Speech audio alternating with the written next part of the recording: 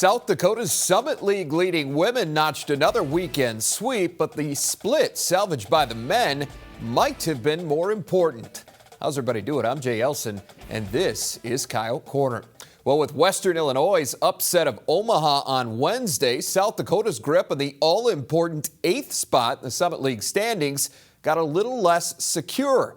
The Yotes, who'd lost 6 of 7 coming into the week, would get 2 chances to get that win back, with the first coming Thursday night against then first place Fort Wayne. Yotes looking for a little payback after dropping a 20-point decision to the Dons last month. Tyler Flack got his first start in almost 2 years in this game, and he made the most of the opportunity. Throws it down in transition to get things going, and on the very next possession, shows a little more finesse. Flack scored 11 first-half points. Just one guy put up more than him, and by more, I mean more than double. Fort Wayne's Max Landis, the reigning Summit League Player of the Week, was locked in. He hit 6 threes, finished the half with 24 points on 9 of 12 shooting. Dons up 6 at the break. Yotes turned back to Flack to start the second. He's the oop to Trey Norris alley. Take another look. Flack finished with 17 on the night. Norris had a pretty good night himself. Connects for 2 of his 16 points to bring South Dakota back within 10. But Landis could not be stopped. Get a load of this line. 15 of 21 from the floor, 11 of 15 from 3, 3 of 5 at the line for a career high and single-game school record of 44 points.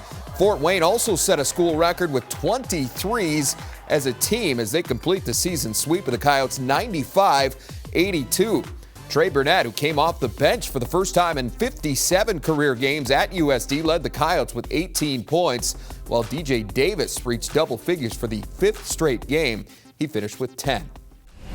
Fast forward to Saturday, Coyotes with a chance to complete a sweep of their own against Oral Roberts. ORU did not have the Summit League's leading scorer, Obi Amegano, in that first matchup, but they did this time. He hits a 3 here to make it 37-34 USD. Coyotes answered just before the half. Dan Jack with some shooter's touch. Jack scored 9 off the bench. Yotes up 6 at the half. And they would come out running to start the second. Off the turnover, Casey Kasperbauer finds Flack for the lay-in. 44-36 USD. Those rim runs were just starting. Kasperbauer again lobs it up to DJ Davis this time. USD's first 6 field goals of the second half were all layups. They pushed the lead to as much as 14 before ORU comes charging back. Albert Owens with the bump and the bucket. He had 17, and the Golden Eagles are within 10. And they kept chipping away. Amegano on the run plus the foul. He led all scorers with 26, and ORU is within 2. But USD would end the comeback bid right there. Oh my. Flack with another Showtime slam. Not a bad way to cap a perfect afternoon as he goes for 12 points on 5 of 5 shooting. And South Dakota brings out the brooms as they win at 91-79 for their first ever sweep over ORU. 6 guys finish in double figures, led by Kasperbauer with 17. Trey Norris added 15 points and 8 assists. Coach preaches the process all the time and just focusing on getting better.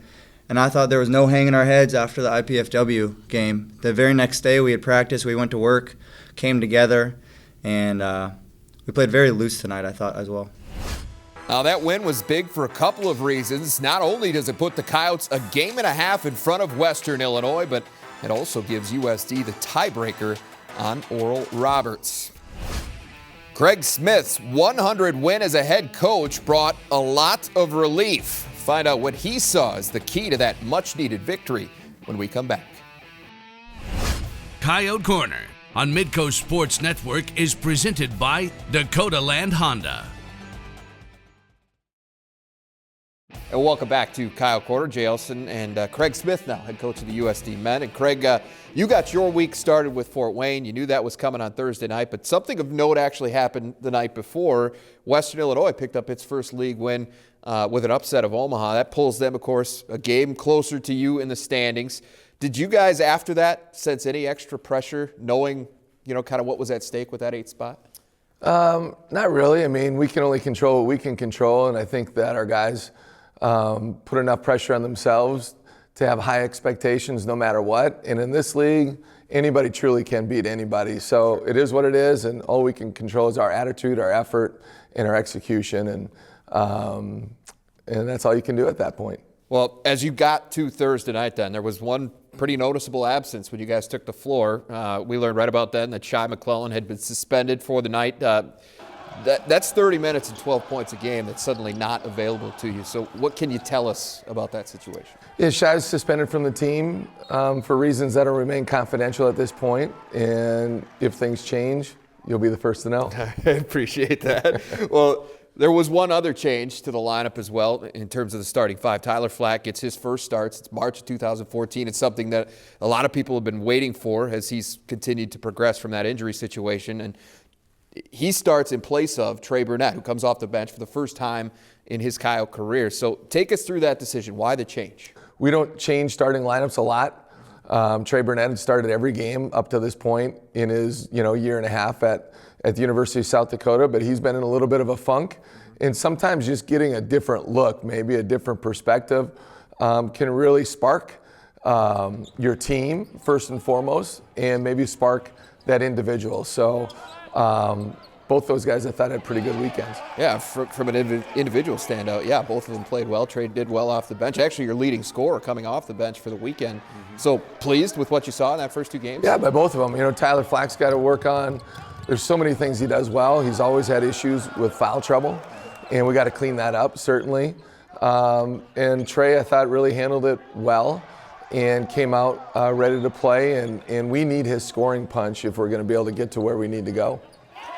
We've got to talk about Max Landis because this is... Do we have to? Yeah, we do. Not the kind of performance you see very often by the reigning Summit League Player of the Week last week. 44 points, couldn't miss, and it just didn't seem like you guys could figure out any kind of answer for him.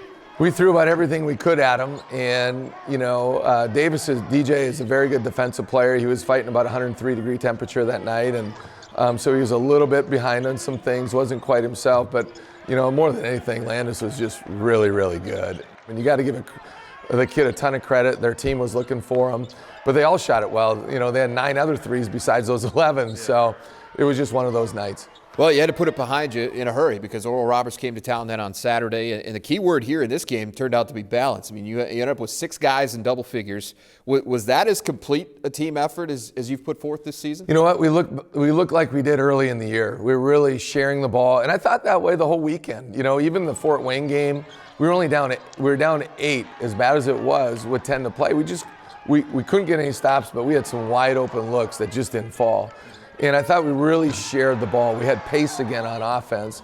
And it was fun to see the balance. Early on in the year, we had a ton of guys. Remember, at a time we had 5 guys averaging double digits. And things have kind of gone south on us again. And I thought that to have 6 guys in double digits and almost a 7th with Jack having 9 was very, very good. And I like the way we're trending on that side of the ball. So given the way that things had been going coming into Saturday, how big was that win? Well, it was a huge one. I mean, you just start getting a little dazed and confused a little bit. You get a little punch drunk almost, and that can happen in this league. And to the guys' credit, our guys have really stuck together. We haven't seen a whole lot of, attitudes or it's my turn. We had 3 of the best practices that we've had really all year leading up to this weekend, and that says a lot about the character in that locker room. Finally, it was your 100th victory on Saturday against Oral Roberts. That's kind of a fun deal. The next day, a picture starts circulating on social media before win number 1. Can you take us through that hairstyle? Or? Well, I mean, you can relate. I can, absolutely. As ball guys, got to hang on as long as we can. And I was truly hanging on in that picture. We could go a lot of ways with that thing. What an incredible tan. That really pale, receding hairline does wonders. But all I can say is I've aged pretty well, relatively speaking. I think so. I mean, you look like my 6th grade social studies teacher in that picture. Yeah, it's funny. A compliment. Yeah, thank you. I really appreciate that. But what's fun is when the players come over to our house and they see our wedding picture and they're looking at me like, wow, were a semi-good-looking guy back in the day, you know, and the players have a lot of fun with that. I'm so, sure. Yeah, Father Time catches all of us, Yeah, but we'll does. never be younger than we are today, Jay. No, absolutely. Good way to look at it. I like it. Absolutely. All right. Well, thanks for your time again this week, Craig, and good luck to you against NDSU and State, and we'll see you back here next week. Thanks, Jay. All right. Well, the Coyote women got awfully stingy in Denver on Friday. We're going to give you the details after this. Coyote Corner on Midco Sports Network is presented by Dakota Land Honda. The USD women continue to own the top scoring offense in the Summit League, but it's the effort on the defensive end that has been the biggest key to the team's recent run in conference play. Coming into last week, the Coyotes had held 4 of their last 5 opponents to 60 points or less, which helped them extend their season-best winning streak to 7 games. But Friday, Amy Williams' team took things to a whole new level in Denver. The Yotes were 1-2 all-time in the Mile High City, and it looked early on like they might have their hands full again. Early first quarter, it's Caitlin Duffy getting it going from outside. Same spot and the same result for the junior on back-to-back possessions. And Kelly Stewart with the jumper from the elbow with time winding down. That gave USD an 18-15 lead after 1, but it wouldn't stay close for long. A big reason for that was that Yote defense we mentioned. Stewart gets the block on Paige Bradley, then knocks down a 3 at the other end. She finished with a game-high 13 points, 1 ahead of Margaret McLeod, who put up 12 on 5 of 7 shooting. Nicole Seekamp would not reach double figures in this one, but she would dole out 6 assists. She'd also give us this glorious pass fake and jumper on her way to 7 in the scoring column. The Coyote bench would play a big role in this one, too. Every Coyote would play at least 10 minutes, with the reserves combining for 36 points. USD outscores Denver 61-18 over the final 3 quarters to earn their 8th straight victory, 79-33. DU's 33 points equals the lowest point total allowed by USD since they held Tabor of the NAIA to 16 all the way back in 2011. Not surprisingly, no Pioneer would reach double figures.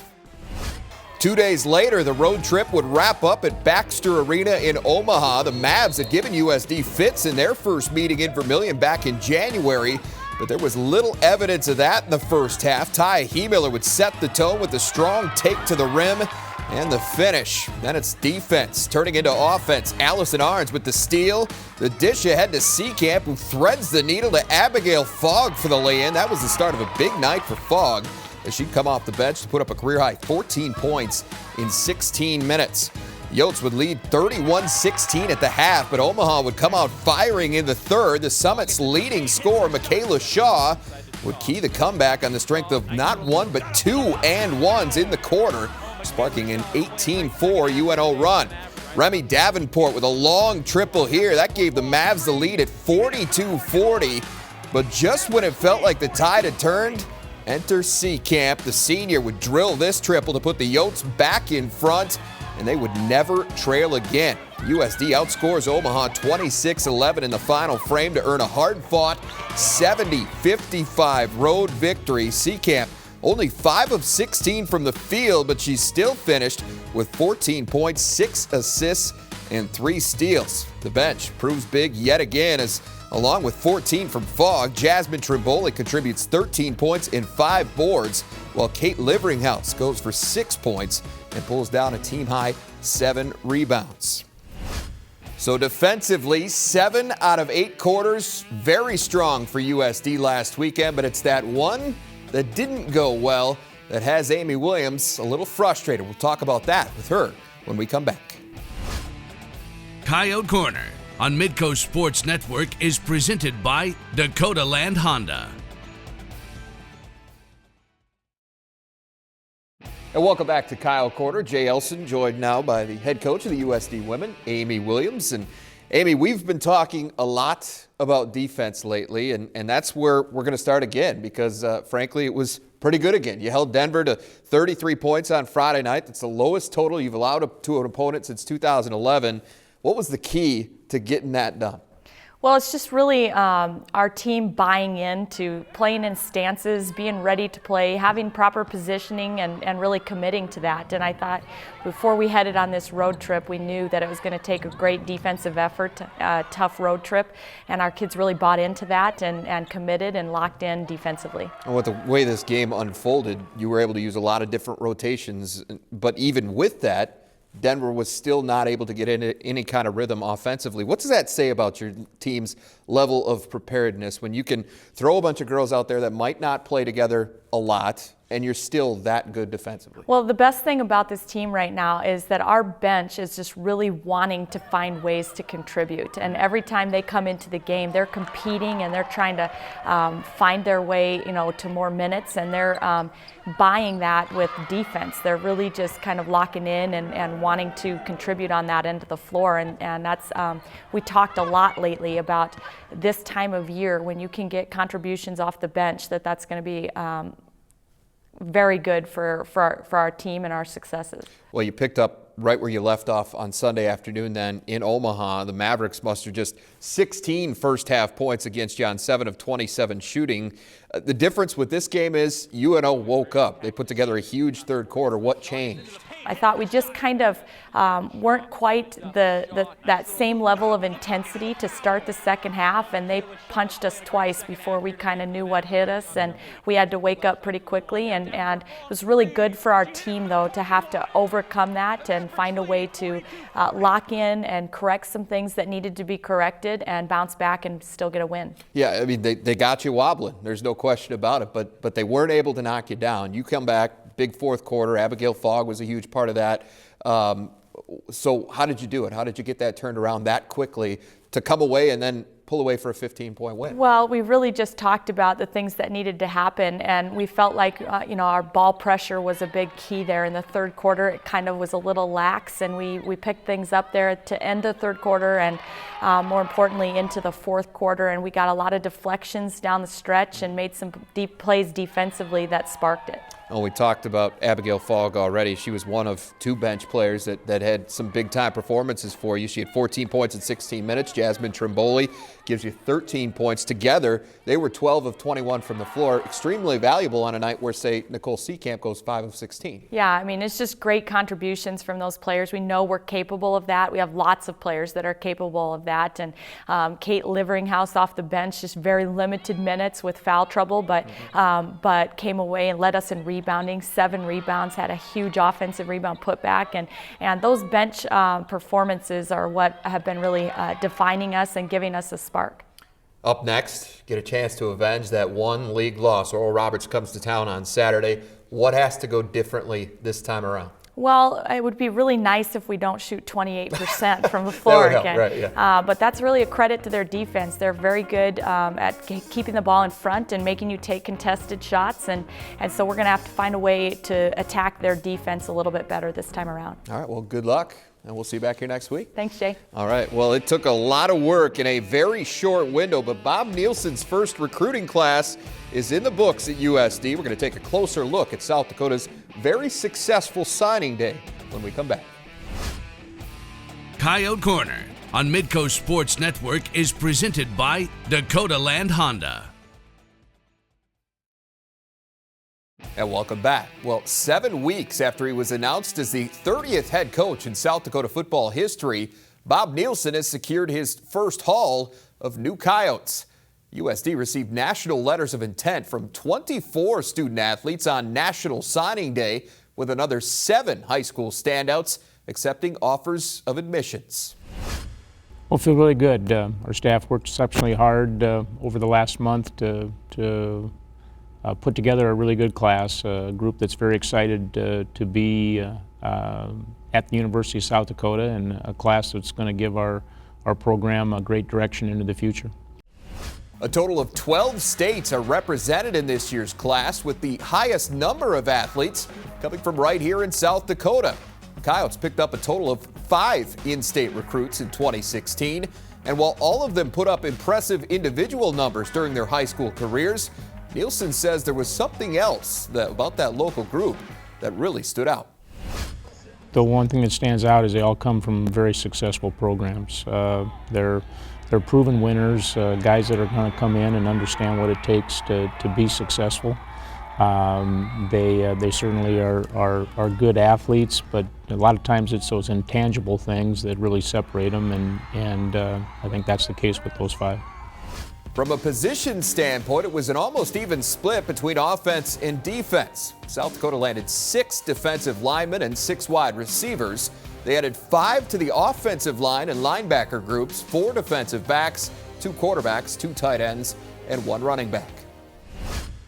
2 things were focused. Number 1 was to find a little bit more speed in our perimeter positions, and I think this class represents this. I'm pleased with the athleticism that we've got in our receiving group, our defensive backfield group, and within our linebackers. And the other thing is you always have to build depth in the offense and defensive lines, and the class has both of those elements.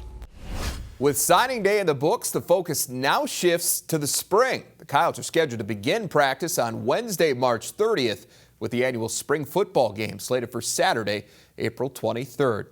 Quick check of the Coyote calendar before we go. It is rivalry week for the USD men. The Yotes will go for a 2nd straight win Thursday night as they host North Dakota State. Then it's on to Brookings for a date with SDSU on Saturday afternoon. Tom Neiman and Brad Newitt will have the call for you starting at 4:30 from Frost Arena.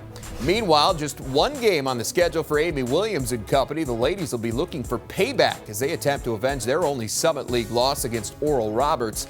That one is slated for 2 p.m. Saturday at the Dakota Dome. All right, that is our time for this week. For Alex Heinert, I'm Jay Elsen. We'll see you back here next Tuesday night for another episode of Coyote Corner.